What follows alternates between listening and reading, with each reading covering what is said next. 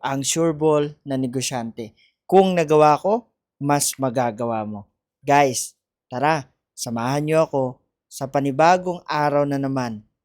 Ngayong araw na pwedeng kumita at makatulong sa maraming tao. So ano pang hinihintay nyo? Right now, ongoing business transaction tayo dahil meron lang namang nag-orders ng 4 bottles and 2 soaps for today. Walang iba kundi si Albert na nagtiwala sa atin.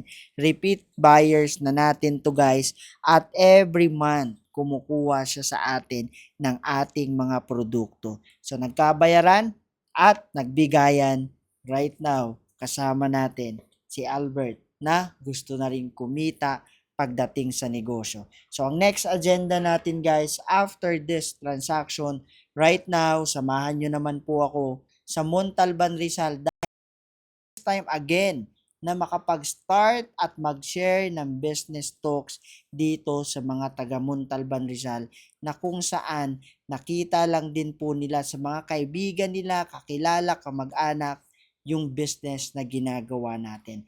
Unexpected, pag-akyat po natin ng ating venue, ang daming bisita, ang daming gustong kumita at magbago ang buhay katulad natin. So right now, ongoing na si Ma'am Evelyn para i-share yung business transaction natin dahil meron lang naman tayong mga pag-uusapan after ng meeting ang ating mga business transaction dahil nakaredy na yung ating platform kung paano nga ba kumita online and offline sa panahon natin ngayon. So kung ito yung hinahanap mo guys, perfect time na pwede ka nang sumabay katulad namin mag-share ng knowledge, business, and ng transaction sa maraming tao na willing din magbago ang buhay.